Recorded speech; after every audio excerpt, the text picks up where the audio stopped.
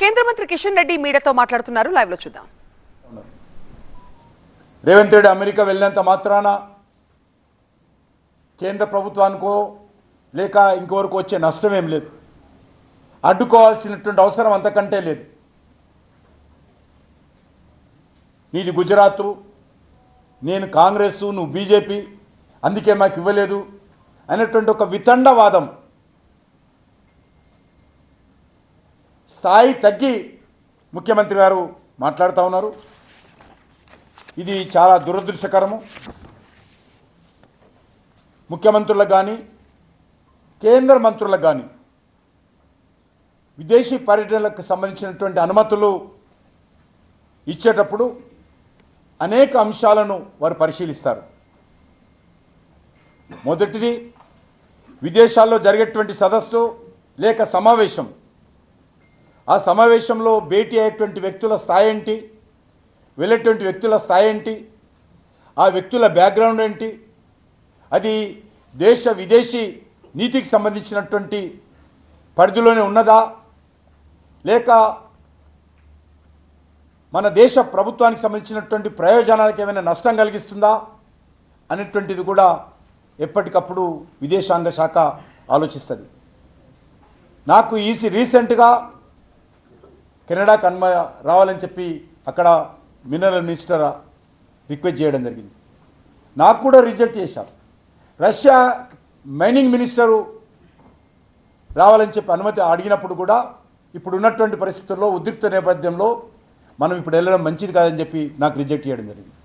ఈ రకంగా కేంద్ర మంత్రులకు అనేక మందికి విదేశాంగ శాఖ విదేశీ పర్యటనలప్పుడు ఆలోచించి అనుమతులు నిరాకరిస్తూ ఉంటారు. ఇదేదో కొత్తదైనట్టు ఒక రేవంత్ రెడ్డి గారే అక్కడ పోయి ఏదో మరి ఉద్ధరిస్తారు కాబట్టి ఆయన నష్టం చేయాలనేటువంటి ఆలోచన కేంద్ర ప్రభుత్వానికి ఎప్పుడూ లేదు. మన దేశ విదేశాంగ విధానానికి ఆ వ్యక్తులతో చేసేటువంటి చర్చలు కానీ సమావేశాలు కానీ సమన్వయం అవుతుందా కాదా, లేదా మన దేశ విదేశాంగ విధానానికి అనుకూలంగా ఉందా లేదా అనేటువంటిది ఆలోచన చేసే నిర్ణయాలు తీసుకుంటారు తప్ప రేవంత్ రెడ్డికి ఒక విధానము ఇంకొకరికి ఒక విధానం కాదు. ఆర్థిక పరంగా చట్టబద్ధమైనటువంటి నిబంధనలు, నిధులు, పెట్టుబడులు పొందేటువంటి సందర్భంలో కూడా మన దేశం యొక్క నిబంధనలు సమన్వయంతో ఉన్నాయా లేదని కూడా ఆలోచన చేస్తూ ఉంటాం. ఇది ఎప్పుడు కూడా రాజకీయ కోణంతో చూడాల్సినటువంటి అవసరం లేదు. ఇది దేశం సంబంధించినటువంటి ఫారెన్ పాలసీ ప్రక్రియలో చూడాల్సినటువంటి అవసరం ఉంది.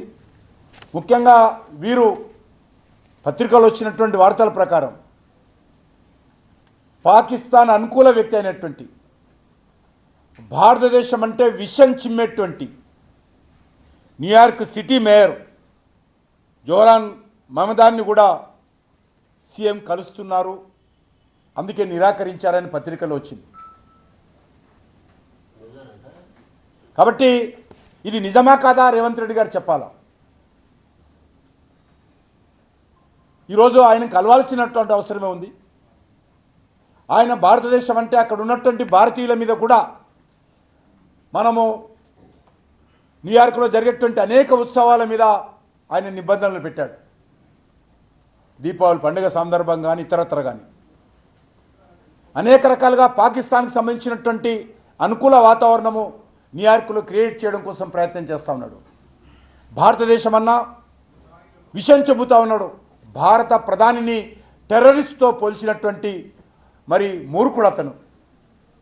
కాబట్టి అలాంటి వ్యక్తిని మరి రేవంత్ రెడ్డి గారు కలవాలనుకున్నారా, ఎందుకు కలవాలనుకున్నారో ఈరోజు రేవంత్ రెడ్డి చెప్పాల్సినటువంటి అవసరం ఉందన్న విషయాన్ని నేను ఈ సందర్భంగా మనవి చేస్తున్నాను.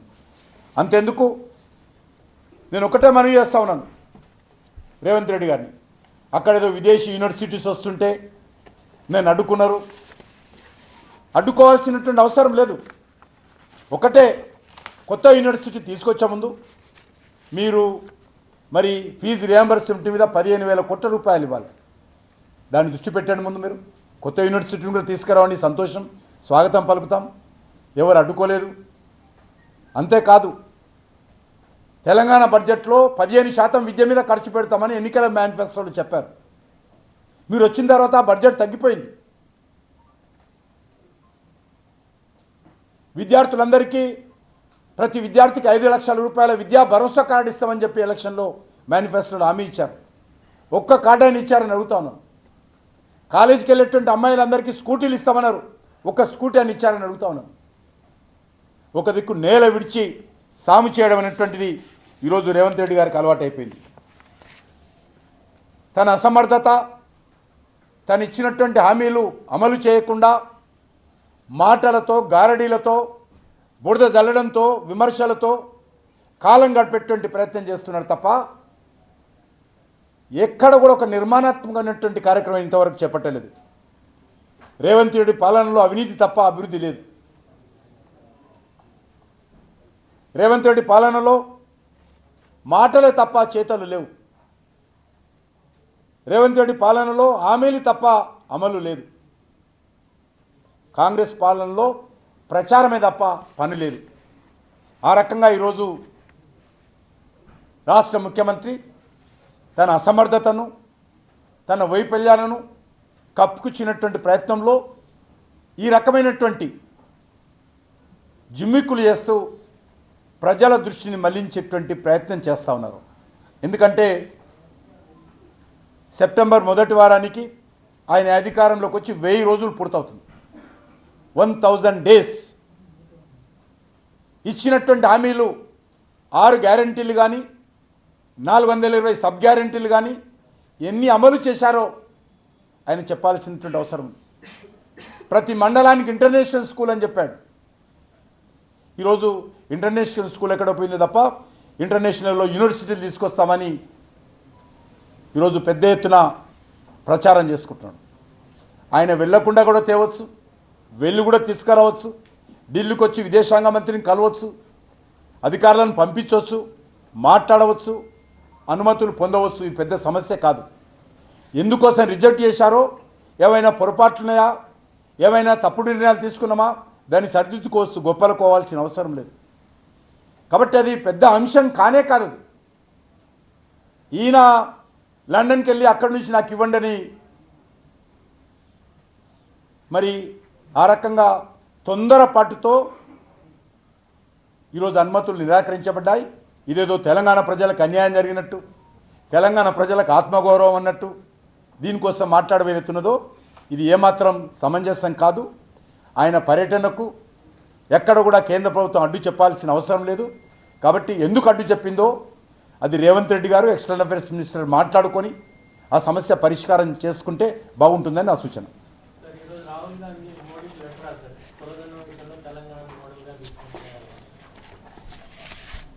టోటల్గా కులగణన విషయంలో తెలంగాణ ప్రభుత్వం టోటల్గా ఫెయిల్యూర్ అయింది. హైదరాబాద్లో 20% ఇండ్ల కూడా పోలేదు. దాన్ని మాటలు తీసుకోమంటాడు. ఇంత దిగజారుడు మాటలు. ఈరోజు కులగణన ఏదైతే ఉన్నదో, లేకపోతే ఇప్పుడు జనగణనతో కులగణన చేస్తున్నాం, ప్రతి ఇంటికి వెళ్తా ఉన్నాం. ఈ జనగణన ఏదైతే ఉన్నదో ఇంకా శాస్త్రీయమైనటువంటి పద్ధతిలో టెక్నాలజీని ఉపయోగించి చేస్తూ ఉన్నాం.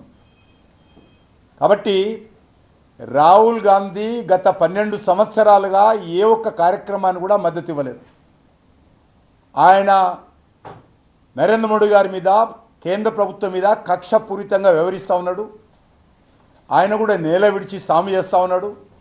దేశంలో పూర్తిగా ఆయన అన్ని రకాలుగా దిగజారి వ్యవస్థలను, దేశాన్ని, దేశ వ్యవస్థను దెబ్బతీసే విధంగా ప్రయత్నం చేస్తూ ఉన్నాడు. ఈరోజు కులగణన విషయంలో తెలంగాణ ప్రభుత్వం అట్టర్ ఫ్లాప్ అయింది.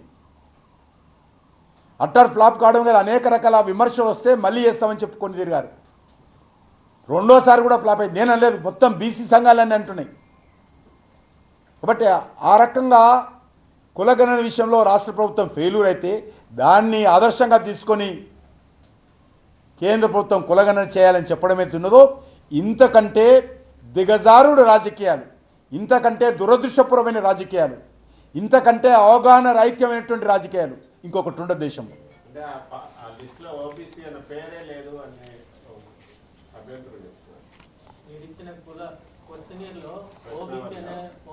కులగణన ఓబీసీ అని కాదు, కులగణన వస్తే అన్నీ వచ్చేస్తాయి అందులో. ఎస్సీ ఎస్టీ ఉంది సార్, మరి ఓబీసీ కులం ఉందా? అట్లా అంటే ఓబీసీ అని ఉండదండి. ఎందుకంటే కొన్ని రాష్ట్రాల్లో కొన్ని కులాలు ఓబీసీలు ఉంటాయి, కొన్ని రాష్ట్రాల్లో ఎస్సీలు ఉంటాయి, కొన్ని రాష్ట్రాల్లో జనరల్ ఉంటాయి.